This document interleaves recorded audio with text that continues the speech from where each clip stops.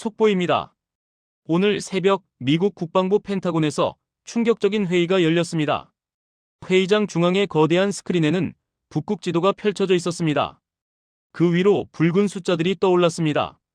러시아 쇠빙선 40척, 중국 10척, 미국 고작 3척. 한 장군이 책상을 내리쳤습니다. 우리가 졌다는 말입니까? 회의실은 순간 정적에 휩싸였습니다. 12년차 전략 분석관 크리스 케인이 천천히 입을 열었습니다. 희망은 있습니다. 모두가 그를 바라봤습니다. 하지만 우리가 인정하고 싶지 않은 나라의 도움이 필요합니다. 어디죠? 누군가 물었습니다. 한국입니다. 그 순간 브리핑룸의 공기가 얼어붙었습니다. 북극이 녹고 있습니다. 지구온난화로 두꺼운 빙하가 사라지면서 새로운 항로가 열리고 있습니다. 이름하여 북극항로. 유럽에서 아시아까지 가는 거리가 무려 7,000km나 단축됩니다. 수송 시간은 10일 이상 줄어듭니다. 연료비는 30% 절감됩니다. 탄소 배출량도 대폭 감소합니다. 환경과 경제, 두 마리 토끼를 잡을 수 있습니다. 하지만 문제가 있었습니다. 그 얼음 바다를 항해할 배가 없다는 것입니다. 아니, 정확히 말하면 미국에는 없었습니다. 펜타곤 참모들은 화면을 응시했습니다. 북극 지도 위로 러시아의 붉은 항로가 그려졌습니다. 이미 그들은 북극을 장악하고 있었습니다. 중국 역시 빙상 실크로드 프로젝트를 추진 중이었습니다. 막대한 자본을 투입하고 있습니다. 쇠빙선단을 구축했습니다. 북극 연안 국가들과 협력 관계를 맺었습니다. 인프라 투자도 아끼지 않습니다. 북극 개발을 국가 전략 사업으로 밀어붙이고 있습니다. 반면 미국만 뒤처져 있었습니다. 해양 강국이라던 자존심은 무색했습니다. 현실은 참담했습니다. 데이터 분석관이 보고를 시작했습니다. 현재 극지항해 가능한 쇠빙선 보유 현황입니다. 러시아는 원자력 쇠빙선까지 포함해 40척 이상을 운용 중입니다. 세계 최대 규모입니다.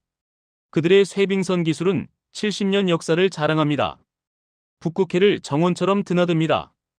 중국은 최근 10년간 집중 투자로 10척을 확보했습니다. 설룡 2호는 남북극을 모두 항해할 수 있습니다.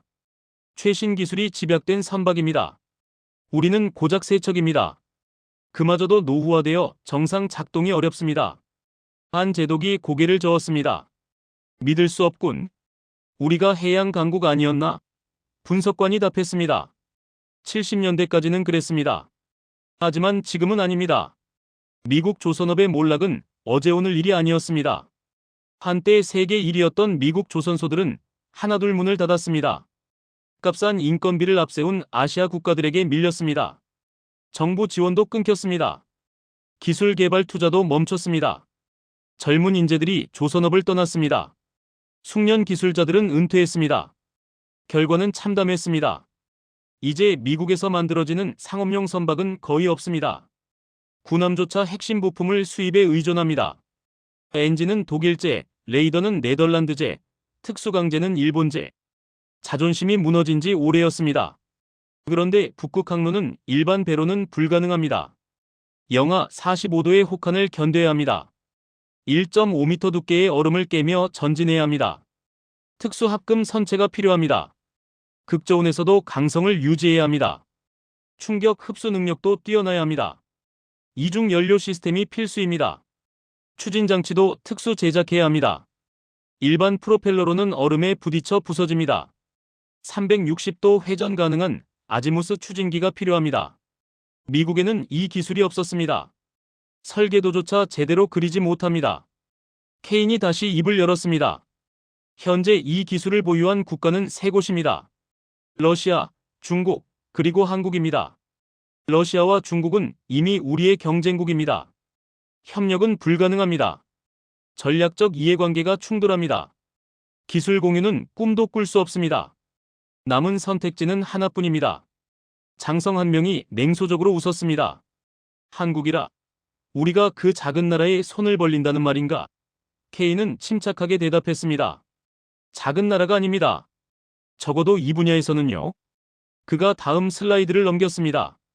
화면에는 거대한 조선소가 나타났습니다. 부산 영도의 한화오션 조선소였습니다. 눈 덮인 부두 위로 거대한 선박이 천천히 움직이고 있었습니다. 또 다른 화면이 떴습니다. 현대중공업 울산 조선소입니다. 축구장 10개를 합친 크기의 도크가 보입니다. 그 안에서 쇠빙 LNG 운반선이 건조되고 있습니다. 수천 명의 작업자가 움직입니다. 거대한 크레인이 선체 블록을 들어올립니다. 용접 불꽃이 사방에서 튑니다. 이것이 한국조선업의 현장입니다. 참모 한 명이 물었습니다. 저들이 정말 우리보다 앞섰습니까? 케인이 고개를 끄덕였습니다. 네, 이 분야에서는 확실히 앞섰습니다. 데이터를 보여드리겠습니다. 전 세계 LNG 운반선 발주량 중 78%가 한국 조선소에 집중됩니다. 초대형 컨테이너선은 65%입니다. 해양 플랜트는 55%를 차지합니다. 특히 쇠빙 기술이 필요한 선박은 사실상 한국이 독점하고 있습니다. 지난 5년간 건조된 쇠빙 LNG선 30척 중 28척이 한국산입니다. 이게 현실입니다. 회의실에 무거운 침묵이 흘렀습니다. 미국이 자랑하던 기술 우위는 이미 무너졌습니다. 적어도 조선 분야에서는 완전히 역전당했습니다. 그로부터 몇 달 전의 일입니다. 트럼프 대통령이 갑자기 발표했습니다. 미국은 그린란드를 매입하겠습니다. 전 세계 언론이 웃음을 터뜨렸습니다. 또 트럼프의 황당한 발언이라고 생각했습니다. 소셜미디어는 조롱으로 가득했습니다. 얼음 덩어리를 사겠다니 정신이 나갔나? 풍자 만화가 쏟아졌습니다. 덴마크 총리는 즉각 거부했습니다. 그린란드는 팔 물건이 아닙니다. 우리 국민이 살고 있는 땅입니다. 매매 대상이 될 수 없습니다. SNS에는 조롱이 쏟아졌습니다. 하지만 펜타곤 내부 반응은 달랐습니다. 그들은 웃지 않았습니다. 오히려 긴장했습니다. 트럼프의 말이 농담이 아니라는 것을 알았기 때문입니다. 그린란드는 단순한 얼음섬이 아닙니다.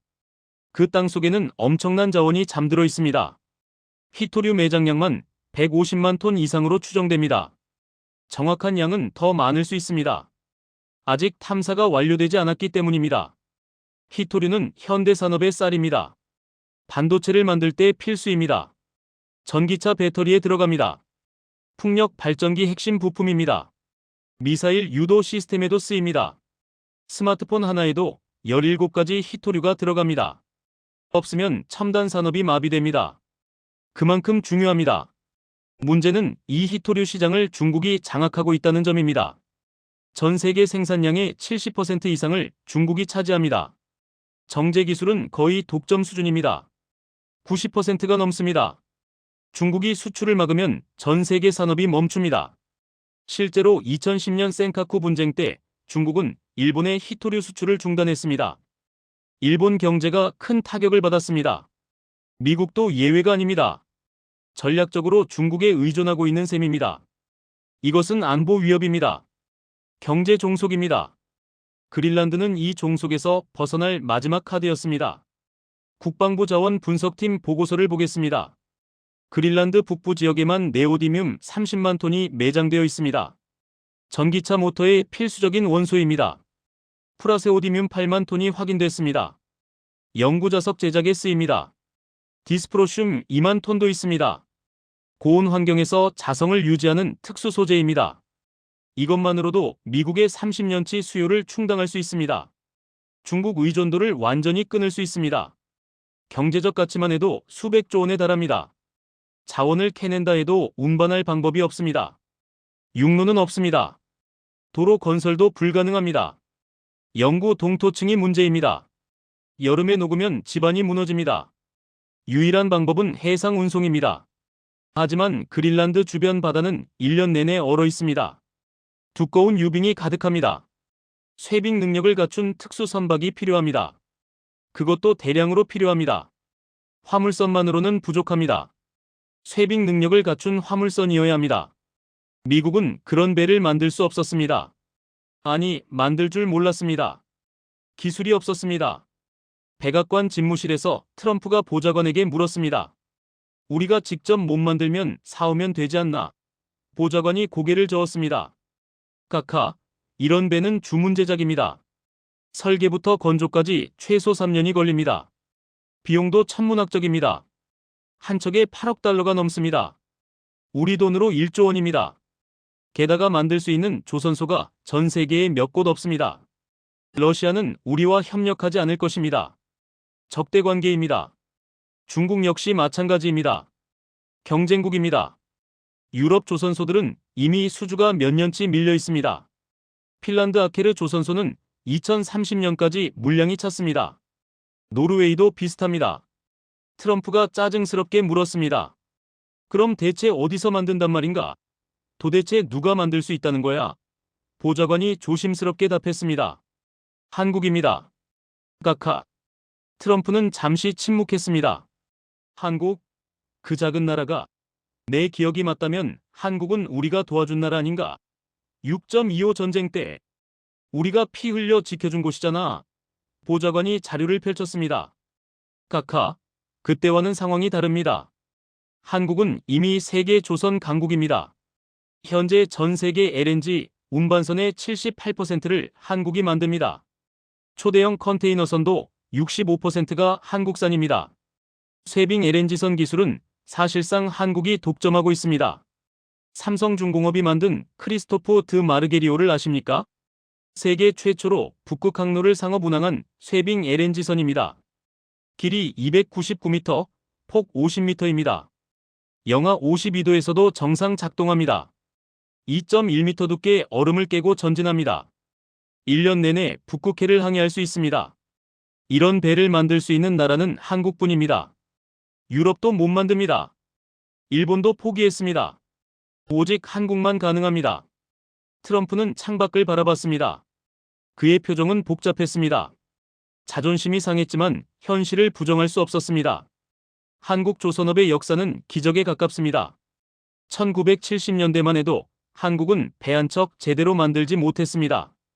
기술도 없었고 경험도 없었습니다. 숙련 기술자도 없었습니다. 조선소 부지조차 제대로 갖춰지지 않았습니다. 선진국들은 비웃었습니다. 배도 못 만드는 나라가 무슨 조선업을 하겠나? 그저 간단한 어선이나 만들라고 조롱했습니다. 하지만 한국은 포기하지 않았습니다. 불가능에 도전했습니다. 1973년 현대중공업이 울산에 조선소를 세웠습니다. 아무것도 없던 민둥산을 깎아 만든 조선소였습니다. 정주영 회장은 맨손으로 시작했습니다. 돈도 기술도 없었습니다. 하지만 열정은 있었습니다.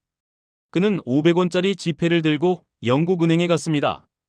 지폐에 그려진 거북선을 보여주며 말했습니다. 우리 선조들은 이런 배를 만들었소. 우리도 할 수 있소. 은행가들은 황당해했지만 결국 대출을 승인했습니다. 한국인의 열정에 감동했기 때문입니다. 첫 수주는 26만 톤급 유조선 2척이었습니다. 그리스 선주가 주문했습니다. 세계가 비웃었습니다. 배도 못 만드는 나라가 무슨 유조선을 만들겠나? 계약금만 받아먹고 도망갈 거라고 수군댔습니다. 하지만 한국은 해냈습니다. 불철주야 작업했습니다. 기술자들은 잠도 제대로 자지 못했습니다. 용접 기술을 독학으로 익혔습니다. 설계도를 밤새 공부했습니다. 시행착오를 겪으며 배웠습니다. 1974년 6월 첫 번째 유조선이 진수됐습니다. 이름은 애틀랜틱 베러노였습니다. 그리스 선주가 인도식에 참석했습니다. 그는 완성된 배를 보고 놀랐습니다. 품질이 예상을 뛰어넘었습니다. 인도 후 그가 말했습니다. 놀랍습니다. 유럽 조선소보다 품질이 좋습니다. 이 한마디가 한국 조선업의 시작이었습니다. 입소문이 퍼졌습니다. 한국 조선소가 제대로 배를 만든다고. 게다가 가격도 저렴하다고. 주문이 밀려들기 시작했습니다. 그 후 50년 한국은 세계 조선업을 장악했습니다. 1990년대에는 일본을 제쳤습니다. 일본은 한때 세계 조선업의 70%를 차지했습니다. 하지만 한국이 추격했습니다. 더 싸고 더 빠르게 만들었습니다. 품질도 따라잡았습니다. 일본 조선소들이 하나둘 문을 닫았습니다. 2000년대에는 세계 1위에 올랐습니다. 그 자리를 지금까지 지키고 있습니다. 중국이 맹추격하고 있지만 아직 한국을 못 따라옵니다. 특히 고부가가치 선박 분야에서는 격차가 큽니다. 현재 한국조선 3사를 보겠습니다. HD현대중공업, 삼성중공업, 한화오션. 이 세 곳이 세계 시장을 주름잡고 있습니다. 특히 고부가가치 선박 분야에서 압도적입니다. LNG 운반선 시장 점유율 78%입니다. 사실상 독점 수준입니다. 초대형 컨테이너선 65%를 차지합니다. 해양 플랜트는 55%입니다. 크루즈선도 만듭니다. 군함도 건조합니다. 잠수함 기술도 보유했습니다. 이게 바로 한국의 힘입니다. 그런데 최근 더 놀라운 기술이 나왔습니다. 바로 쇄빙선입니다. 쇄빙선은 일반 선박과 차원이 다릅니다. 영하 45도 이하의 극한 환경을 견뎌야 합니다. 일반 강제로는 불가능합니다. 추위에 금방 깨집니다. 특수 극저온 강제가 필요합니다. 영하 60도에서도 강성을 유지해야 합니다. 충격에도 부서지지 않아야 합니다. 한국 포스코가 개발한 특수강이 쓰입니다. 세계 최고 수준입니다. 두꺼운 얼음을 깨뜨리며 전진해야 합니다. 선체는 특수강제로 만들어집니다. 이중 선체 구조로 충격을 흡수합니다. 선수 부분은 쐐기 모양으로 설계됩니다. 얼음 위로 올라가 무게로 깨뜨리는 원리입니다. 추진 시스템도 특별합니다. 일반 프로펠러로는 불가능합니다. 얼음에 부딪히면 바로 부서집니다. 아지무스 추진기라는 특수장치가 필요합니다. 360도 회전이 가능합니다. 얼음 속에서도 방향 전환이 자유롭습니다. 전진도 하고 후진도 합니다. 옆으로도 움직입니다. 이 기술을 완벽히 구현한 나라가 한국입니다. 독일에서 원천 기술을 가져왔습니다. 하지만 한국이 더 발전시켰습니다. 이제는 한국 기술이 세계 표준입니다. 2018년 삼성중공업의 쾌거를 보겠습니다. 크리스토프 드 마르게리오 인도식이 열렸습니다. 프랑스 토탈에너지스가 주문한 배입니다. 길이 299m, 폭 50m, 높이 70m입니다. 거대한 크기입니다. 17만 세제곱미터의 LNG를 실을 수 있습니다. 서울 월드컵 경기장을 가득 채울 양입니다. 하지만 크기보다 중요한 것은 쇄빙 능력입니다. 이 배는 2.1m 두께의 얼음을 깨고 항해합니다. 성인 키보다 두꺼운 얼음입니다. 영하 52도에서도 엔진이 멈추지 않습니다. 일반 선박은 영하 20도만 되어도 작동이 어렵습니다. 하지만 이 배는 다릅니다. 북극 항로를 1년 내내 운항할 수 있습니다. 겨울에도 여름에도 문제없습니다. 토탈에너지스 CEO가 인도식 MC계속에서 말했습니다. 이 배는 단순한 운반선이 아닙니다. 북극 개척의 시작입니다. 새로운 시대를 여는 열쇠입니다. 그리고 그 시작을 한국이 열어주었습니다. 삼성중공업의 기술력이 불가능을 가능하게 만들었습니다. 박수가 터져나왔습니다. 참석자들이 기립했습니다. 한국 기술자들은 눈시울을 붉혔습니다. 수년간의 노력이 결실을 맺은 순간이었습니다. 이후 주문이 쏟아졌습니다. 러시아 야말 프로젝트용 쇄빙 LNG선 15척이 발주됐습니다. 모두 한국 조선소에 주문됐습니다. 캐나다 북극 프로젝트용 5척도 계약됐습니다. 노르웨이 스발바르 항로용 8척이 추가됐습니다. 총 주문액만 20조 원이 넘었습니다. 한국 조선업은 다시 한번 도약했습니다. 세계는 인정했습니다. 쇄빙선은 한국이 최고라고 일본도 고개를 숙였습니다. 중국조차 한국 기술을 배우려 했습니다. 한국의 기술력은 여기서 멈추지 않았습니다. 친환경 기술도 선도하고 있습니다. 암모니아 추진선을 개발했습니다. 수소 연료 전지선도 연구 중입니다. 탄소 배출 제로 선박을 목표로 합니다. 2030년까지 상용화할 계획입니다. 자율운항 기술도 앞서갑니다. 무인 화물선 시험 운항에 성공했습니다.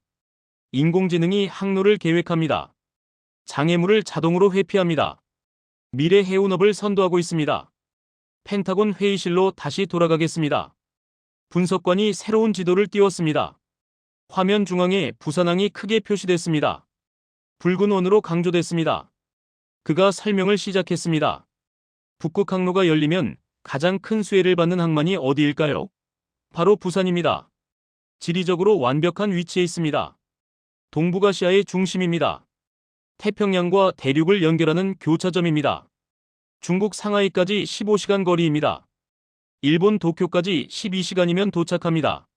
러시아 블라디보스토크까지 18시간입니다. 북극 항로의 출발점으로 최적입니다. 부산항의 규모를 보겠습니다. 연간 컨테이너 처리량 2200만 TEU입니다. 세계 6위 규모입니다. 하지만 숫자보다 중요한 것은 시스템입니다. 부산항은 세계에서 가장 스마트한 항만입니다. 4차 산업혁명 기술이 총집합되어 있습니다. 완전 자동화 크레인이 24시간 작동합니다. 사람 손이 거의 필요 없습니다. 인공지능이 최적의 적재 순서를 계산합니다. 컨테이너를 어디에 실을지 0.1초 만에 결정합니다.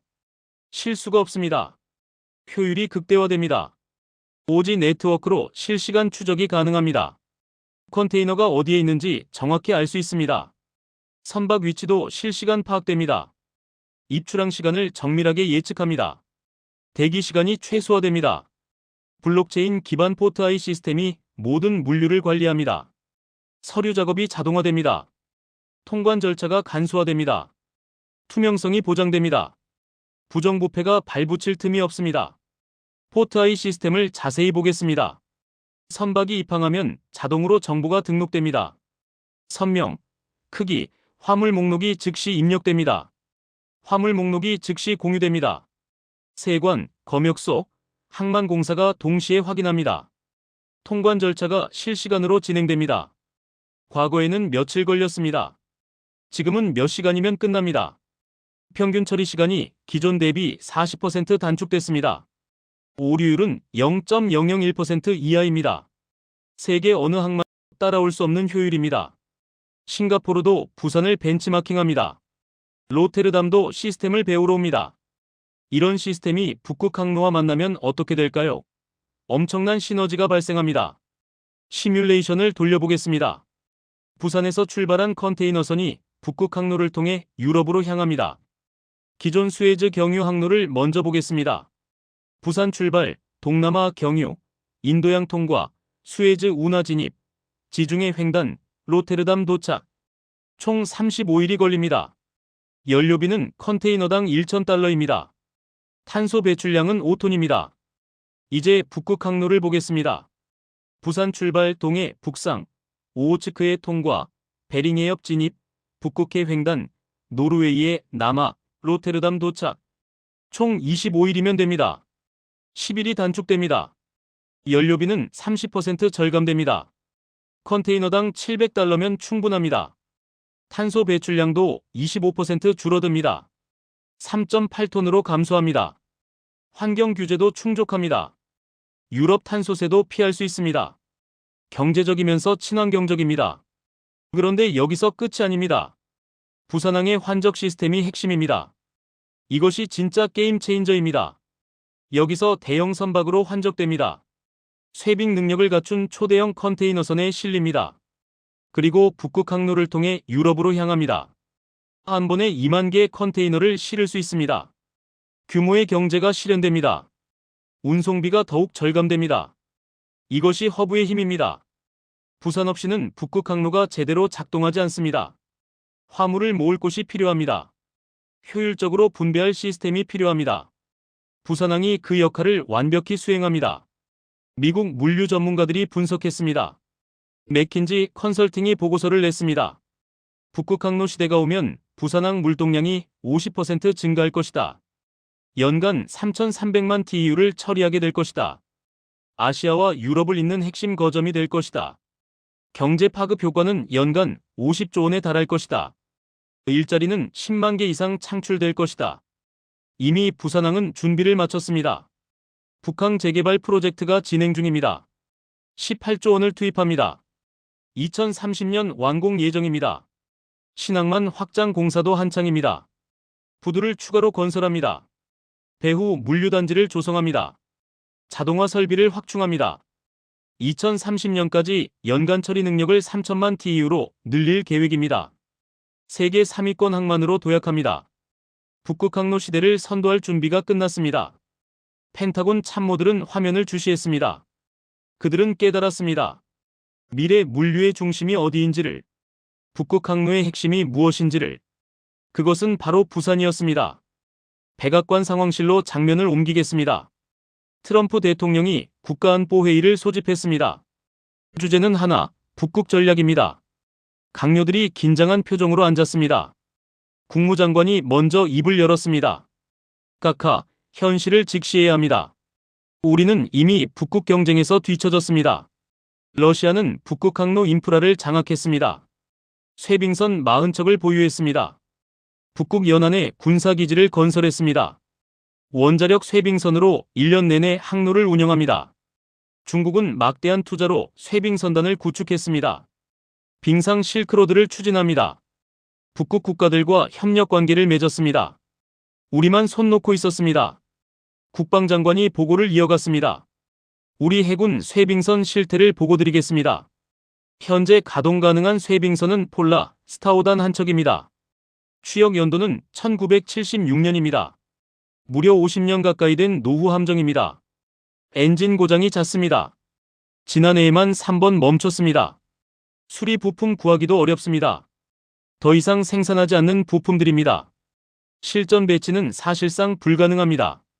북극해에 보내면 고장날 확률이 70%입니다. 회의실에 한숨이 흘렀습니다. 세계 최강 해군의 초라한 현실이었습니다. 트럼프가 책상을 쳤습니다. 그럼 새로 만들면 되지 않나? 왜 안 만드는 건가? 예산이 없나? 돈은 얼마든지 쓸 수 있어. 해군 참모총장이 난처한 표정으로 답했습니다. 카카, 돈 문제가 아닙니다. 기술이 없습니다. 아니, 정확히는 기술자가 없습니다. 미국 조선소들은 이미 문을 닫았습니다. 70년대 이후 계속 쇠퇴했습니다. 남은 조선소도 군함 건조에만 특화되어 있습니다. 쇄빙선 같은 특수 선박은 경험이 없습니다. 설계 도면조차 제대로 그리지 못합니다. 시뮬레이션 소프트웨어도 구식입니다. 젊은 엔지니어들은 조선업에 관심이 없습니다. 실리콘밸리로 갑니다. 기술 단절이 일어났습니다. 상무장관이 추가 보고를 했습니다. 설령 만든다 해도 문제입니다. 비용이 천문학적입니다. 한 척당 최소 10억 달러가 듭니다. 우리 돈 1조 3천억 원입니다. 항공모함보다 비쌉니다. 건조기간도 최소 5년 걸립니다. 설계 2년, 건조 3년이 필요합니다. 그 사이 경쟁국들은 더 앞서갑니다. 러시아는 매년 쇄빙선을 추가합니다. 중국도 건조 속도를 높이고 있습니다. 게다가 완성해도 성능을 장담할 수 없습니다. 실전 경험이 전무하기 때문입니다. 북극 운항 노하우가 없습니다. 트럼프는 팔짱을 끼고 천장을 올려다봤습니다. 분노와 좌절이 뒤섞인 표정이었습니다. 한 보좌관이 조심스럽게 제안했습니다. 카카, 동맹국과 협력하는 건 어떻습니까? 유럽 국가들 중에는 쇄빙선 기술을 가진 곳도 있습니다. 노르웨이는 극지 연구선을 운영합니다. 핀란드는 발틱해 쇄빙선을 만듭니다. 그들과 손잡는 건 어떻겠습니까? 국무장관이 고개를 저었습니다. 이미 타진해봤습니다. 그들도 자국 프로젝트로 바쁩니다. 게다가 규모가 작습니다. 우리가 필요한 만큼 공급할 능력이 없습니다. 핀란드 조선소는 연간 2척이 한계입니다. 노르웨이도 비슷합니다. 우리는 최소 10척이 필요합니다. 러시아는 당연히 안 됩니다. 적대국입니다. 중국도 협력할 리 없습니다. 경쟁국입니다. 트럼프가 물었습니다. 그럼 결국 한국뿐이란 얘긴가? 우리에게 선택지가 없다는 거야? 참모들이 고개를 끄덕였습니다. 침묵이 답이었습니다. 트럼프의 표정이 굳어졌습니다. 미국이 세계 최강국 아닌가? 우리가 작은 나라에 손을 벌려야 한다는 게 말이 되나? 우리가 6.25 전쟁 때 피 흘려 지켜준 나라 아닌가? 우리 덕분에 산업화한 나라잖아. 이제 우리가 그들한테 배를 달라고 부탁해야 한다고. 하지만 아무도 대답하지 못했습니다. 현실이 그랬기 때문입니다. 자존심으로는 북극을 열 수 없었습니다. CIA 국장이 추가 정보를 제공했습니다. 카카, 한국의 기술력은 상상 이상입니다. 우리 정보 분석 결과를 보고드리겠습니다. 단순히 배만 만드는 게 아닙니다. 극지 운항 시스템 전체를 구축할 수 있습니다. 쇄빙선, LNG 운반선, 해양 플랜트까지 통합 솔루션을 제공할 수 있는 나라는 한국뿐입니다. 게다가 이미 북극 프로젝트 경험이 풍부합니다. 러시아 야말 프로젝트에도 참여했습니다. 15척의 쇄빙 LNG선을 건조했습니다. 모두 정상 작동 중입니다. 고장률이 1%도 안 됩니다. 신뢰성이 입증됐습니다. 트럼프는 한동안 침묵했습니다. 창밖을 바라봤습니다. 워싱턴의 하늘은 흐렸습니다. 그의 심정처럼 답답해 보였습니다. 그러다 천천히 입을 열었습니다. 협력 조건을 타진해보게.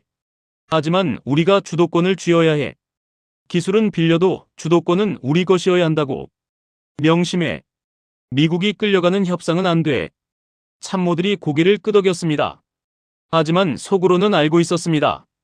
이미 협상력은 한국 쪽에 기울었다는 것을. 필요한 쪽은 미국이었습니다. 한국은 미국 없이도 북극 사업을 할 수 있었습니다. 하지만 미국은 한국 없이는 불가능했습니다. 이것이 냉정한 현실이었습니다. 서울 여의도 해양수산부 청사입니다. 긴급 전략회의가 소집됐습니다. 미국 측에서 북극 협력 의향을 타진해왔습니다. 비공식 채널을 통해 먼저 접촉해왔습니다.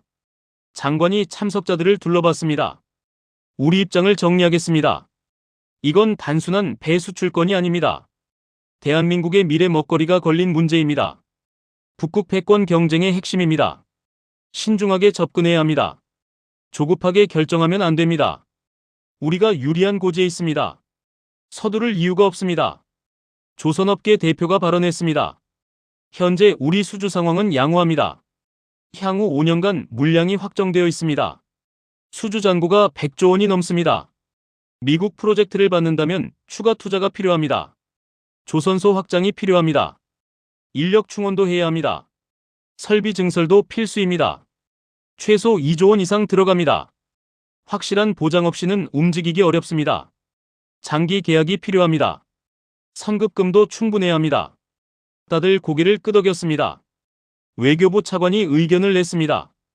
미국과의 협력은 전략적으로 중요합니다. 한미동맹 강화 차원에서도 의미가 있습니다. 하지만 우리가 일방적으로 끌려가선 안 됩니다. 과거처럼 미국이 원하는 대로 따라가면 안 됩니다. 기술 이전은 절대 불가입니다. 우리가 50년간 개발한 기술입니다. 수조 원을 투자했습니다. 쉽게 넘겨줄 수 없습니다. 협력은 하되 핵심 기술은 우리가 보유해야 합니다. 그래야 지속 가능한 파트너십이 됩니다. 장관이 동의했습니다. 맞습니다. 우리가 가진 카드를 정확히 알아야 합니다. 협상에서 유리한 고지를 점해야 합니다. 산업통상자원부 국장이 보고를 시작했습니다. 현재 글로벌 쇠빙선 시장 규모를 분석했습니다. 향후 10년간 약 800척이 필요할 것으로 예측됩니다. 북극 자원 개발이 본격화되기 때문입니다. 북극 항로 상업 운항이 증가합니다. 시장 가치로 환산하면 120조 원입니다. 북극 자원 개발이 본격화되면 더 늘어납니다. 200조 원까지 커질 수 있습니다. 이 시장을 선점하는 나라가 미래를 주도합니다. 우리는 이미 기술적 우위를 점했습니다. 세계 시장의 60%를 장악하고 있습니다. 이제 전략적 포지셔닝이 필요합니다. 시장을 더 확대해야 합니다. 장관이 결론을 내렸습니다. 미국과 협력하되 조건을 분명히 하겠습니다. 첫째, 기술 이전 없는 협력입니다. 우리 기술은 우리가 지킵니다. 둘째, 공동개발 프로젝트는 우리가 주도합니다. 설계부터 건조까지 한국이 리드합니다. 셋째, 북극 항로 이용권을 보장받습니다. 한국 선박의 자유통행을 명문화합니다. 넷째, 부산항을 북극 항로 핵심 허브로 인정받습니다. 미국 화물도 부산을 경유하도록 합니다. 이 조건이 충족되면 협력합니다. 그렇지 않으면 거부합니다.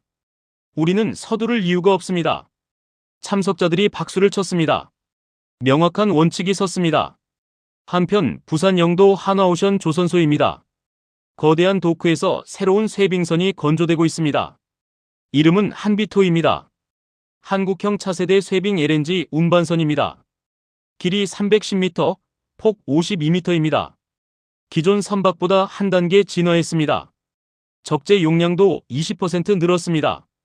선체는 특수 극저온 강제로 제작됩니다. 포스코가 개발한 최신 합금입니다. 영하 60도에서도 강성을 유지합니다. 충격 흡수력은 기존 대비 40% 향상됐습니다. 얼음과 부딪혀도 변형되지 않습니다. 추진 시스템도 혁신적입니다. 세계 최초 360도 회전 아지무스 트윈 추진기를 장착했습니다. 두 개의 추진기가 독립적으로 작동합니다. 한쪽이 고장나도 항해 가능합니다. 얼음 속에서도 자유자재로 방향을 바꿉니다.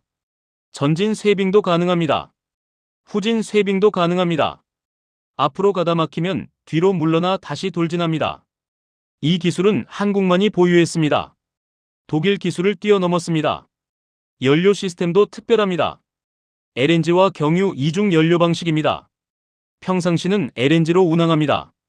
친환경적입니다. 극한 상황에서는 경유로 전환합니다. 안정성을 높였습니다. 연료 효율은 30% 향상됐습니다. 탄소 배출은 45% 감소했습니다. 국제회사기구 환경 규제를 완벽히 충족합니다. 유럽 북극 항로에도 문제없이 진입할 수 있습니다. 탄소세 부담이 없습니다. 한비토의 시운전 날입니다. 새벽 5시 부산항을 출발했습니다. 목적지는 북극해입니다. 2주간의 실전 테스트가 시작됩니다. 극한 환경에서 성능을 검증합니다. 선장이 교신을 시작합니다. 본부, 여기는 한비토입니다. 부산항 출항 완료했습니다. 모든 시스템 제시도 MC 계속 편집 정상입니다. 북위 70도까지 항해 예정입니다.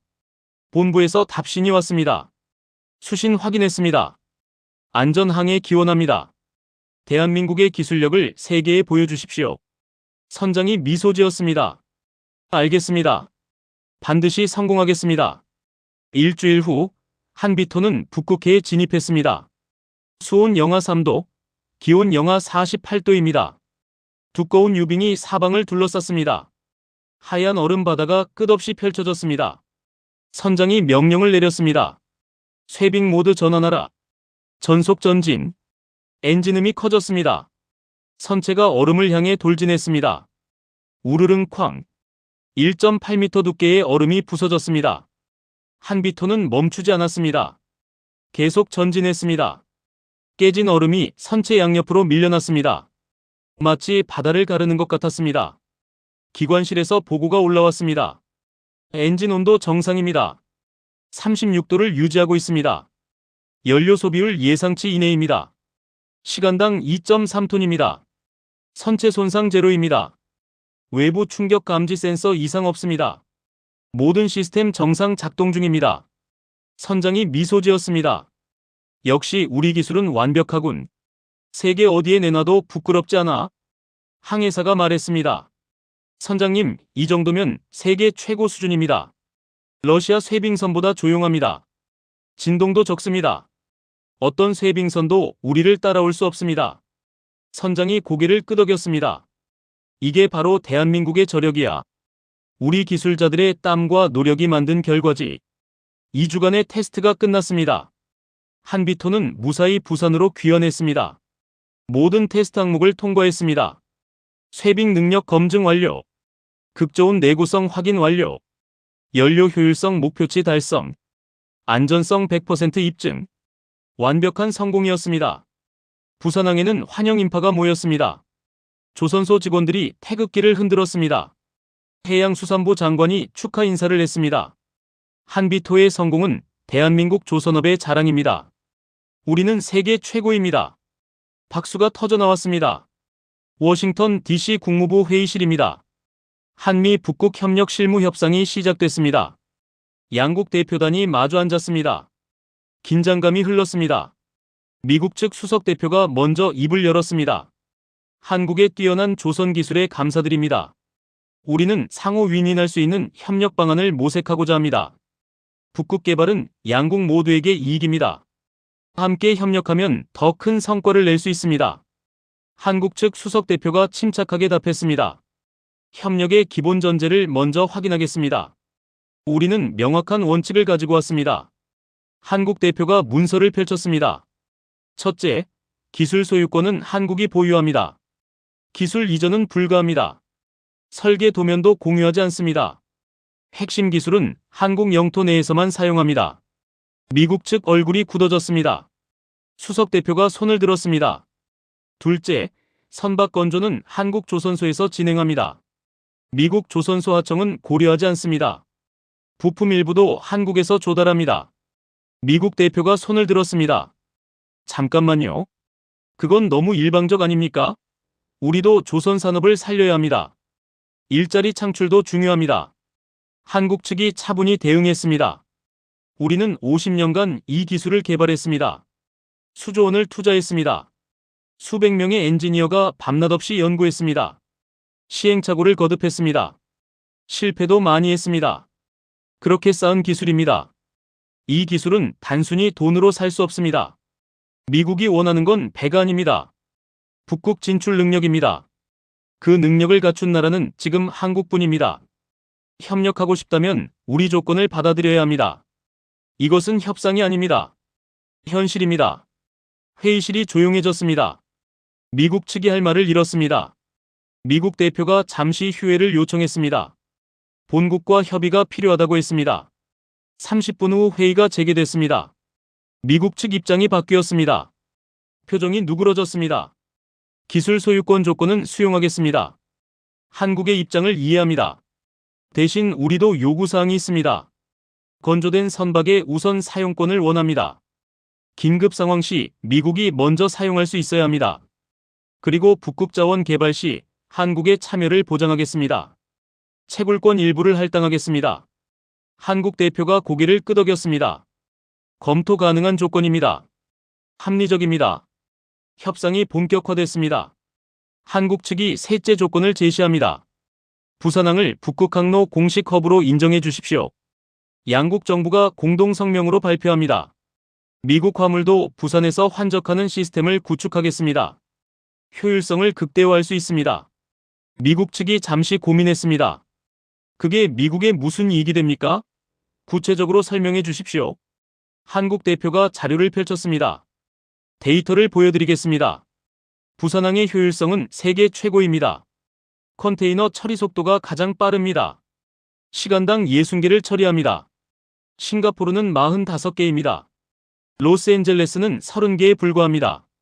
처리 비용도 저렴합니다. 컨테이너당 200달러입니다. 로스앤젤레스는 400달러입니다. 절반 수준입니다. 미국 서부에서 출발한 화물을 부산에서 통합하면 유럽까지 운송 기간이 단축됩니다. 물류비도 절감됩니다. 구체적 숫자를 보여드리겠습니다. 시애틀에서 로테르담까지 기존 항로는 42일 걸립니다. 파나마 운하를 경유합니다. 부산 경유 북극 항로는 28일입니다. 14일 단축됩니다. 2주를 아낍니다. 비용은 컨테이너당 300달러 절감됩니다. 연간 100만 개 컨테이너를 운송한다면 3억 달러를 절약합니다. 우리 돈 4천억 원입니다. 미국 입장에서도 이득입니다. 미국 대표들이 고개를 끄덕였습니다. 계산기를 두드렸습니다. 설득력이 있습니다. 경제적으로 타당합니다. 넷째 조건입니다. 공동 북극 연구센터를 부산에 설립합니다. 한미 공동으로 운영하되 한국이 주도합니다. 센터장은 한국인이 맡습니다. 극지항해 기술을 공동 연구합니다. 자원 탐사 기술도 개발합니다. 환경 보호 기술도 함께 연구합니다. 연구 성과는 양국이 공유합니다. 논문도 공동 발표합니다. 단, 상업화는 별도 협의합니다. 특허권은 개발 기여도에 따라 배분합니다. 미국 대표가 메모를 했습니다. 이 조건도 받아들일 만합니다. 과학협력은 환영합니다. 마지막 조건입니다. 가장 중요합니다. 북극 항로 운항 시 한국 선박에 대한 차별 금지를 명문화해 주십시오. 미국이 북극에 구축하는 인프라를 한국 선박도 동등하게 이용할 수 있어야 합니다. 항만 시설, 연료 보급소, 수리 시설 모두 포함입니다. 통행료도 차별하지 마십시오. 이용 순서도 공평해야 합니다. 미국 대표가 잠시 망설였습니다. 그건 안보 문제와 연결됩니다. 군사 시설도 있습니다. 쉽게 결정할 수 없습니다. 본국 승인이 필요합니다. 한국 측이 단호하게 말했습니다. 이건 협상의 핵심입니다. 양보할 수 없는 조건입니다. 이 조건 없이는 협력 불가합니다. 우리는 다른 파트너를 찾을 수 있습니다. 유럽 국가들이 관심을 보이고 있습니다. 러시아도 제안을 해왔습니다. 선택은 미국이 하십시오. 회의실에 긴장감이 흘렀습니다. 미국 측이 당황했습니다. 한국이 이렇게 강경할 줄 몰랐습니다. 긴 침묵이 흘렀습니다. 5분이 지났습니다. 미국 수석 대표가 워싱턴 본부에 전화를 걸었습니다. 백악관 상황실과 직통 연결됐습니다. 30분간 통화가 이어졌습니다. 한국 대표단은 여유롭게 기다렸습니다. 서두를 이유가 없었습니다. 전화를 끄는 미국 대표가 말했습니다. 본국 승인받았습니다. 대통령이 직접 결재했습니다. 5가지 조건 모두 수용하겠습니다. 대신 계약서에 상호 협력 의무 조항을 명시해 주십시오. 한국도 미국 요청 시 협력해야 합니다. 긴급 상황 시 지원 의무를 지십시오. 한국 대표가 손을 내밀었습니다. 합의했습니다. 공정한 협력입니다. 악수가 이어졌습니다. 양국 국기 앞에서 기념 촬영을 했습니다.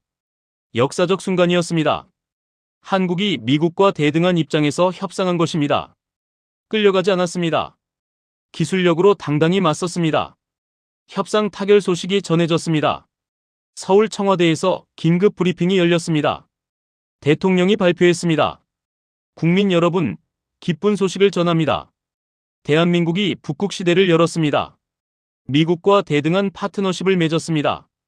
우리의 기술력이 세계를 인정받았습니다. 더 이상 우리는 작은 나라가 아닙니다. 기술 강국입니다. 이제 북극은 더 이상 먼 곳이 아닙니다. 우리의 미래 성장 동력입니다. 국민 여러분과 함께 이 기쁨을 나누고 싶습니다. 감사합니다. 박수가 터져 나왔습니다. 광화문 광장에 모인 시민들이 환호했습니다. 태극기가 휘날렸습니다. 2029년 봄, 부산항 북항부두입니다. 역사적인 출항식이 열렸습니다. 한비토가 북극 정기항로 첫 운항을 시작하는 날입니다. 부두에는 수천 명의 인파가 모였습니다. 정부 관계자들이 참석했습니다. 조선업계 대표들이 왔습니다. 시민들도 구름처럼 모였습니다. 학생들도 단체로 참석했습니다. 모두가 이 역사적 순간을 지켜보고 있습니다. 하늘에서는 드론이 촬영하고 있습니다. 전 세계로 생중계되고 있습니다. 해양수산부 장관이 연단에 올랐습니다. 국민 여러분, 오늘은 대한민국 해양 역사의 새로운 장이 열리는 날입니다. 50년 전 우리는 배 한 척 만들지 못했습니다. 기술도 자본도 없었습니다. 하지만 포기하지 않았습니다. 불가능에 도전했습니다. 기술을 개발하고 인재를 키웠습니다. 실패해도 다시 일어났습니다. 그 결과 오늘 우리는 세계 최고의 조선 강국이 됐습니다. 이제 북극 바다를 개척합니다. 새로운 항로를 엽니다. 이 모든 것이 국민 여러분의 힘입니다. 여러분의 땀과 열정이 만든 기적입니다. 감사합니다.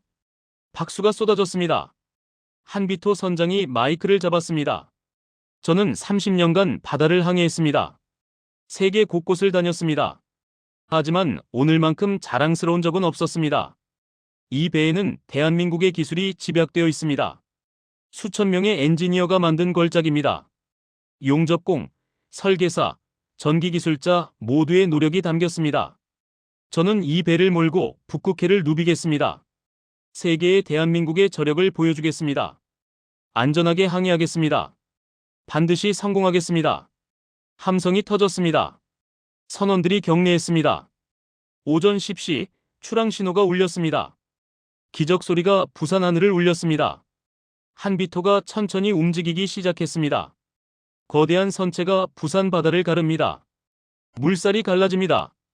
선미에는 태극기가 펄럭입니다. 붉은색과 파란색이 선명합니다. 그 아래 한 문장이 새겨져 있습니다. 극한을 넘어 미래로 대한민국. 금빛 글씨가 햇빛에 반짝입니다. 사람들이 손을 흔들었습니다. 환호성이 울렸습니다. 누군가는 눈물을 흘렸습니다. 자랑스러움이 가슴을 가득 채웠습니다. 한비토는 부산을 떠나 북쪽으로 향했습니다. 동해를 천천히 지나갑니다. 푸른 바다가 펼쳐집니다. 오호츠크해로 들어갑니다. 수온이 떨어지기 시작합니다. 베링 해협을 통과합니다. 좁은 해협을 조심스럽게 지납니다. 그리고 북극해에 진입합니다. 하얀 세상이 펼쳐집니다. 영하 45도의 혹한입니다.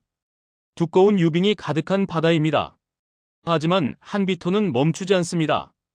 얼음을 깨며 전진합니다. 우르릉 쾅쾅. 얼음 깨지는 소리가 울립니다. 목적지는 노르웨이 함메르페스트항입니다. 유럽의 관문입니다. 2주 후 한비토가 함메르페스트에 도착했습니다. 노르웨이 항만의 태극기가 펄럭입니다. 노르웨이 항만청장이 환영 인사를 했습니다. 역사적인 순간입니다. 축하합니다. 아시아에서 북극 항로를 통해 정기 운항한 첫 상업 선박입니다. 세계 해운 역사에 길이 남을 사건입니다. 대한민국의 기술력에 경의를 표합니다.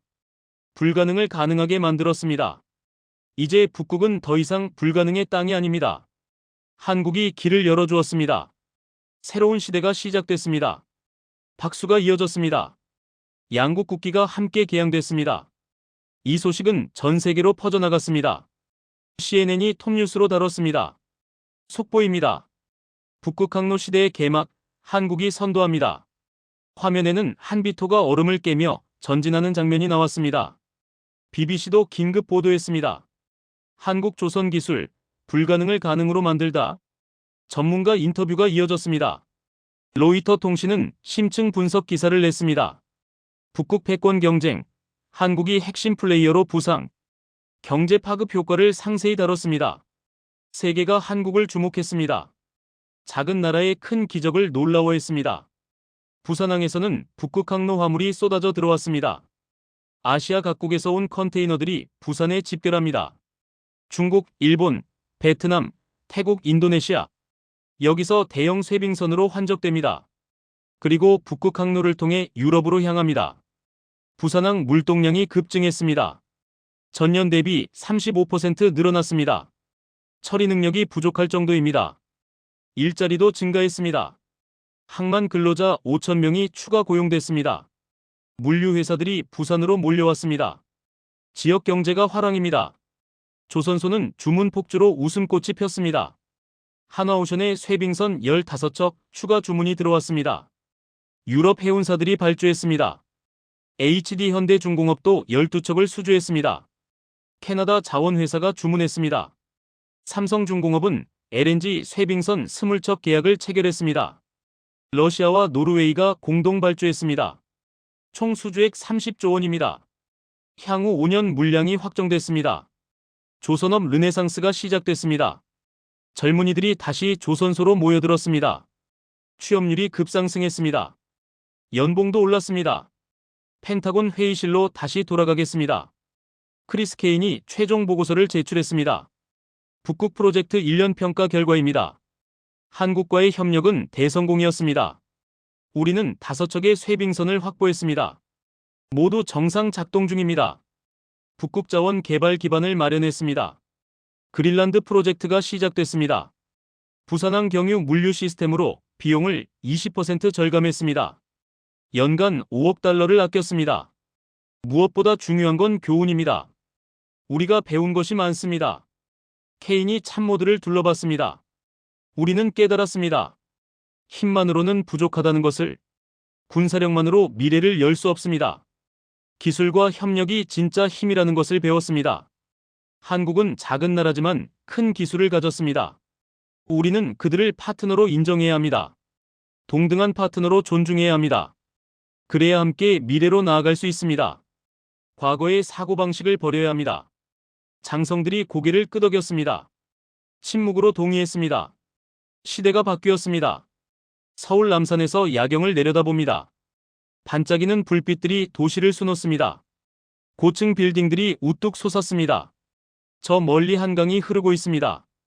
다리 위로 차량 불빛이 이어집니다. 이 작은 나라가 세계를 놀라게 했습니다. 70년 전 폐허에서 시작했습니다. 아무것도 없었습니다. 전쟁으로 모든 것이 파괴됐습니다. 하지만 포기하지 않았습니다. 일어섰습니다. 기술을 개발하고 미래를 준비했습니다. 교육에 투자했습니다. 인재를 키웠습니다.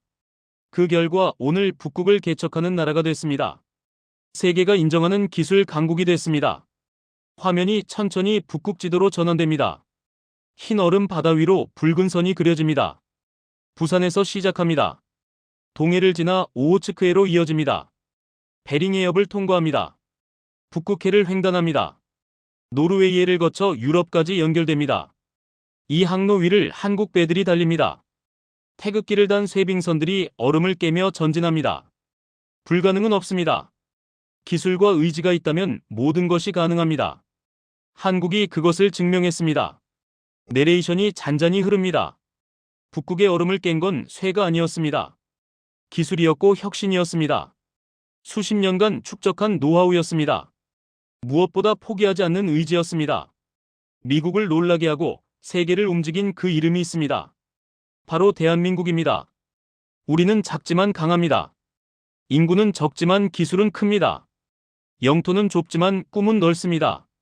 우리는 멈추지 않습니다. 앞으로도 계속 나아갈 것이 제시도 MC 계속 편집니다. 북극을 넘어 우주까지 도전할 것입니다. 대한민국의 여정은 계속됩니다. 미래를 향한 항해는 멈추지 않습니다. 화면이 서서히 어두워집니다. 하지만 한 줄기 빛이 남습니다. 부산항의 등대 불빛입니다. 어둠 속에서도 밝게 빛납니다. 그 빛이 어둠을 밝힙니다. 바다를 비춥니다. 희망을 보여줍니다. 미래를 향한 길을 밝힙니다.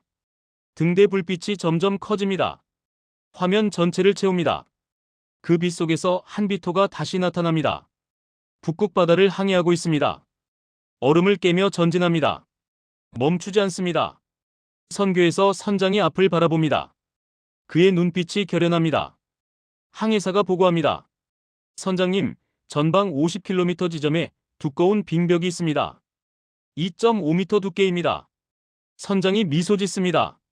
문제없어. 우리 한비토는 3m도 뚫을 수 있어. 전속 전진. 엔진음이 높아집니다.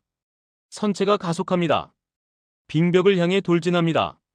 충돌 직전 화면이 하얗게 변합니다. 다시 부산항이 나타납니다. 새벽 5시입니다. 동쪽 하늘이 붉게 물들고 있습니다. 태양이 떠오르기 시작합니다. 항만에는 수십 척의 배가 정박해 있습니다. 크레인들이 움직이기 시작합니다. 컨테이너를 싣고 내립니다. 24시간 쉬지 않는 항만입니다. 대한민국의 심장입니다. 세계로 뻗어나가는 관문입니다.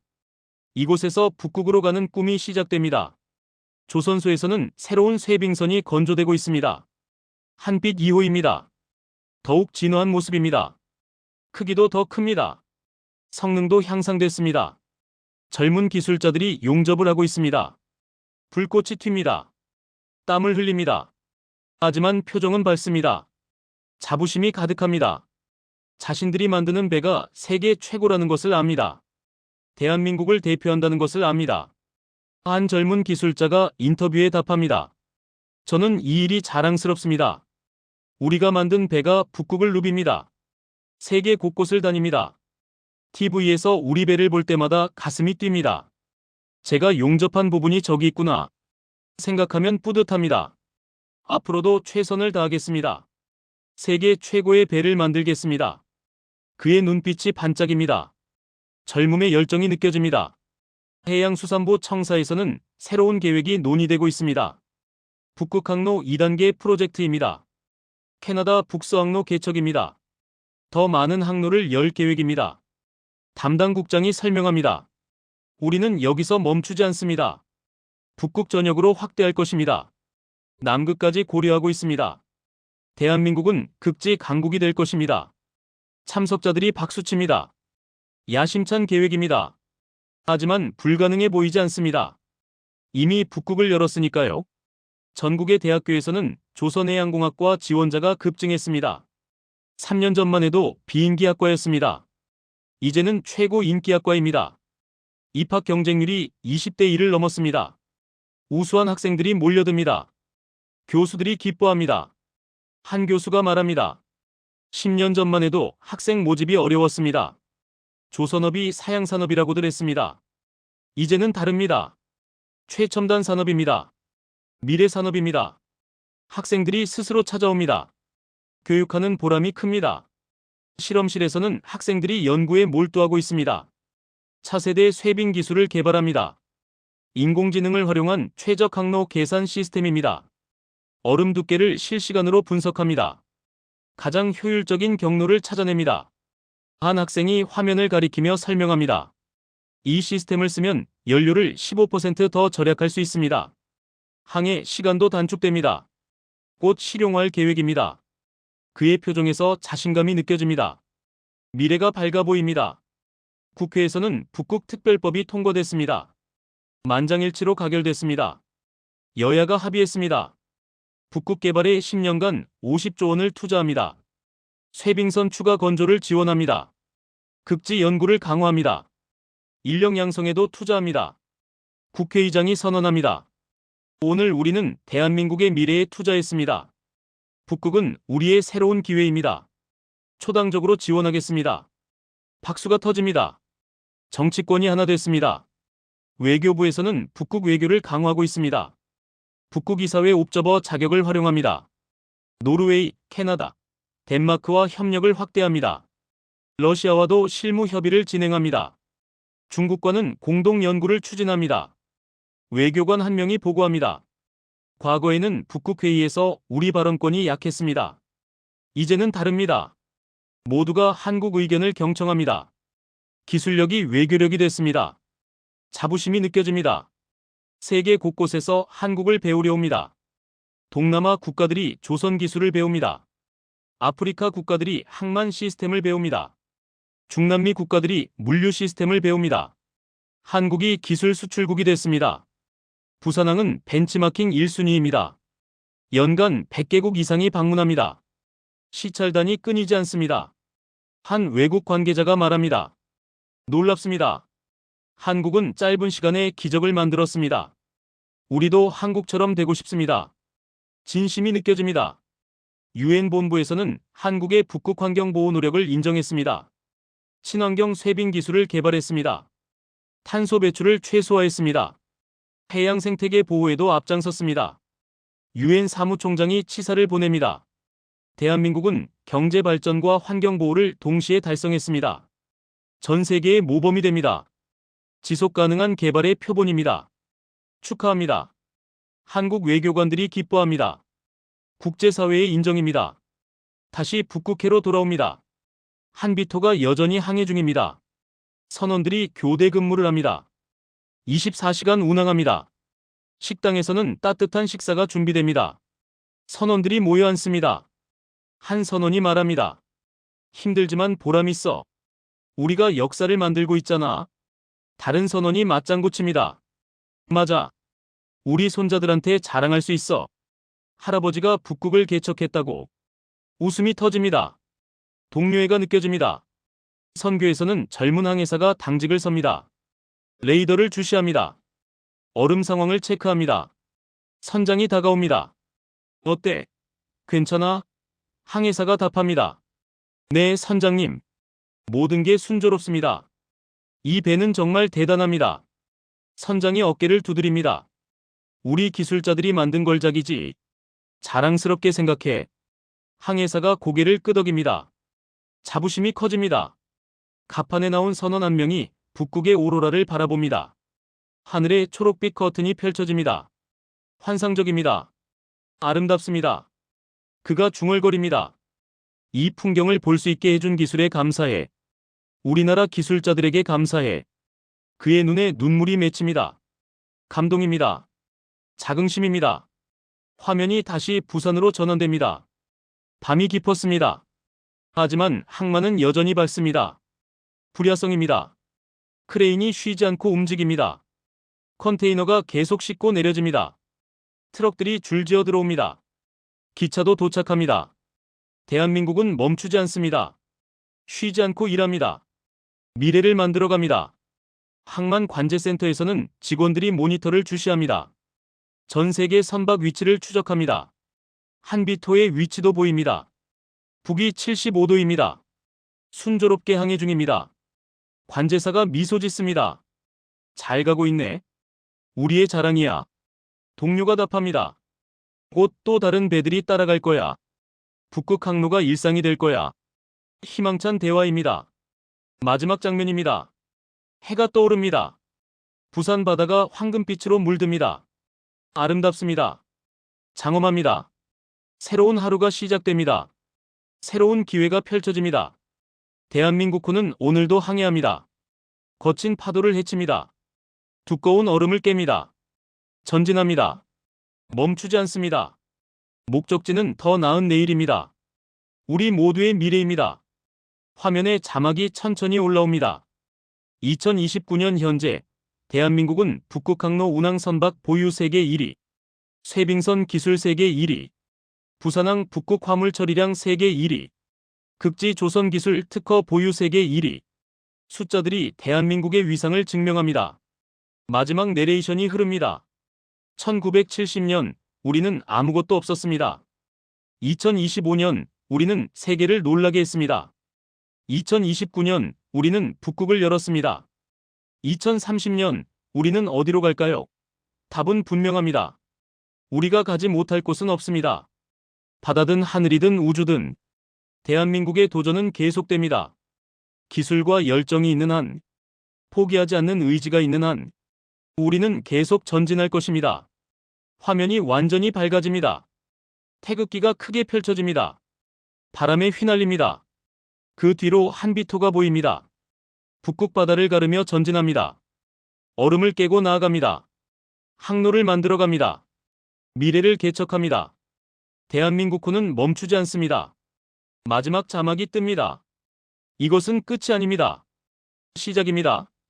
북극을 넘어 세계로, 세계를 넘어 우주로 대한민국의 여정은 계속됩니다. 화면이 서서히 페이드 아웃됩니다. 하지만 희망은 남습니다. 자부심은 남습니다. 우리는 해냈습니다. 앞으로도 해낼 것입니다. 대한민국은 멈추지 않습니다.